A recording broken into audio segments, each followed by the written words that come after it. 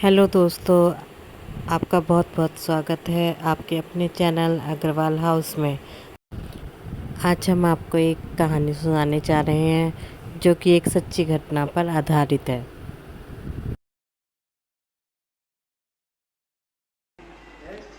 शाहनगर के बगल में एक गांव है, उसका नाम है कचोरी। कचोरी नाम है। वहाँ पर एक आदिवासी रहता था महाराज।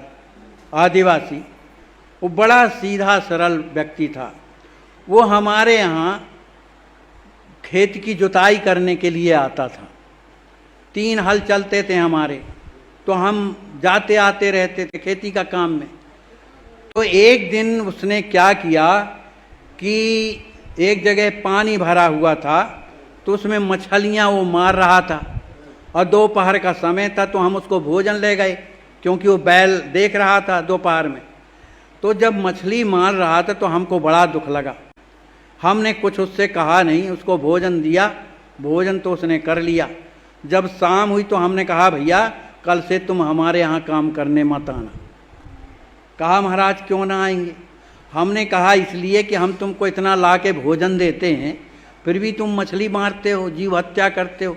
तो जीव हत्या करने वालों को हम अपने घर में भैया काम नहीं देना चाहते, इसलिए कल से मत आना।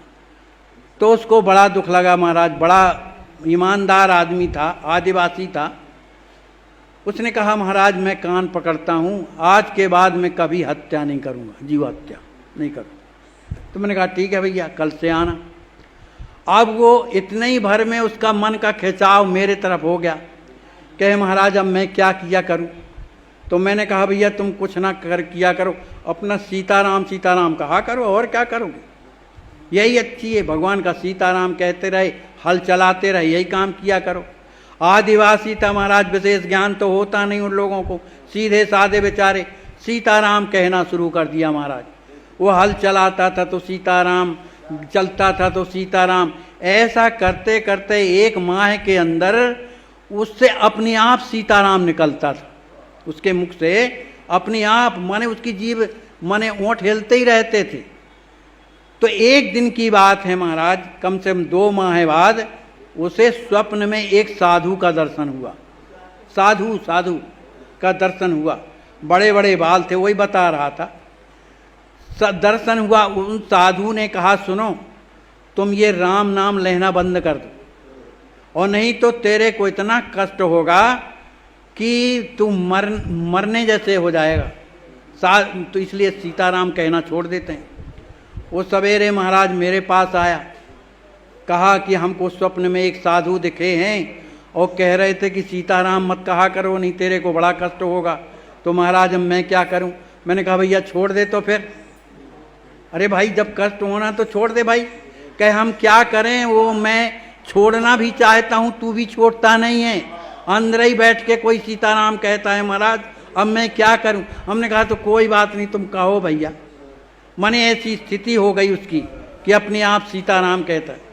अब महाराज दूसरे दिन से ही उसको कष्ट शुरू हो गया। जो साधु ने कहा था उसको कष्ट शुरू हो गया। पैरों में, तलवों में जलन होने लगी। इतनी जलन होती थी कि वो पैर अपने जल में रख लेता था किसी भी परात रात में, तो पानी गर्म हो जाता था। इतना जलन होती थी उसकी। आखिर वो सीताराम नहीं छूटा महाराज उसके मुंह से, कहता ही रहता था। जलन भी चल रही लेकिन वो सीताराम उसका नहीं छूटता रहा। उसके महाराज 1 माह में निरंतर जलन के कारण नीचे के दोनों तल्ले निकल गए महाराज। जो चमड़ा था वो बिल्कुल इतनी मोटी पपड़ी होकर के अलग हो गया, लाल लाल चमड़ा दिख रहा था, लेकिन जलन उसमें थी। तो 1 माह तक उसने कष्ट सहा महाराज। फिर वही साधु फिर रात में स्वप्न में मिलते हैं उसको, कहते हैं, देखो मैंने तेरे से कहा था ना कि तू सीताराम कहना बंद कर दे, नहीं तेरे को कष्ट होगा, लेकिन तूने मेरी बात नहीं मानी ना, इसलिए तुझे कष्ट हुआ। पर कोई बात नहीं, तेरे जो जन्म जन्मांतर का जो प्रारब्ध था ये सीताराम ने निकाल दिया तेरे, इसलिए तू शुद्ध हो गया। अब ले वो लड्डू खा ले, अब तेरा जीवन बढ़िया रहेगा। महाराज स्वप्न में दिया वो लड्डू, और जब सवेरा उठा तो उसके हाथ में लड्डू, हाथ में प्रत्यक्ष लड्डू। अब वो गया तो जल्दी नहाया, उस लड्डू को खा लिया उसने, और जैसे ही लड्डू खाया उसका बिल्कुल शरीर हल्का हो गया महाराज, सब वेदना समाप्त हो गई। अब वो तो और मस्ती से सीताराम कहने लगा। कुछ दिनों के बाद महाराज अब उसका मन संसार में नहीं लगता था, घर के काम धाम में नहीं लगता था, कहीं भी जाता था तो बैठा रहता था।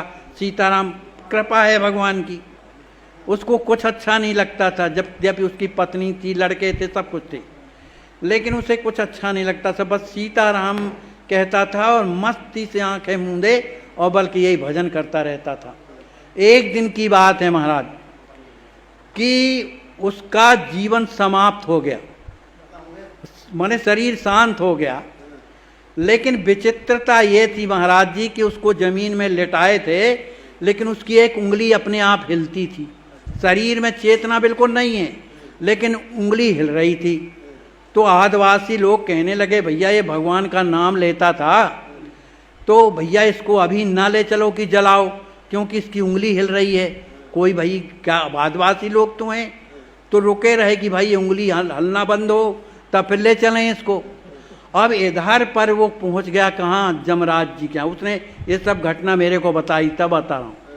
थोड़ी देर के बाद वो जिंदा हो करके उठ के बैठ गया, जिंदा हो गया। लोगों ने पूछा लेकिन उसने कुछ बताया नहीं। वो सुबह मेरे यहाँ आता है। दोस्तों, आगे की कहानी सुनने से पहले हमारे चैनल को सब्सक्राइब कर लें और बेल आइकन पर क्लिक करें। कहे महाराज हम तो मर गए थे। हमने कहा कैसे मर गया था? जब मर गया तो जिंदा कैसे हो गया? कहा मैं मर गया तो मेरे को तो पता ही नहीं है, कोई मुझे ले गए, माने जमदूत नहीं ले गए, जमदूत नहीं ले गए थे, कोई दूसरे ले गए थे जो अच्छे लगते थे, वो ले गए थे। तो धर्मराज की सभा में ले जा करके मुझे खड़ा कर दिया। ये उसी की वाणी, महाराज पढ़ा लिखा नहीं, बिल्कुल सीधा साधा। तो कहा एक बहुत ऊंचे सिंहासन पर जो चमकता था, उसमें बड़े काले काले बैठे हुए थे और ऐसा त्रिपुंड लगाए हुए थे, बैठे थे।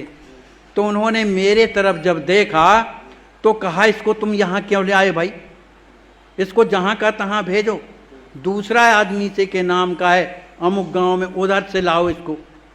अब ये तो कुछ नहीं, इसको कोई डर नहीं लग रहा है, लेकिन उधर भी इसका भगवान का नाम अपने आप चल रहा है।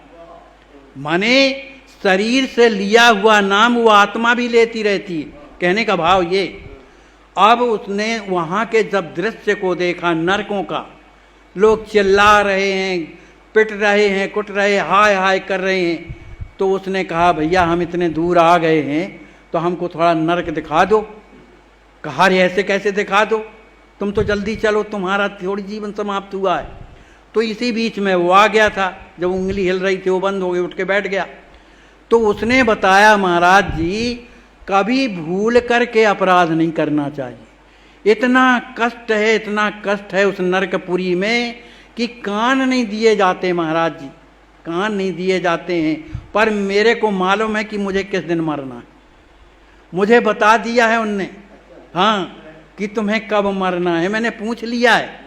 तो मेरे को महाराज फलाने महीने के फलाने दिन को जाना है, और मैं महाराज अब उधर नहीं जाऊंगा, अब मैं सीधे भगवान के धाम को जाऊंगा। और महाराज ठीक उसी दिन उसका शरीर छूटा और भगवान के धाम। ये सत्य घटना है। बोलिए श्री सीताराम जी महाराज की जय, श्री हनुमान जी महाराज की जय।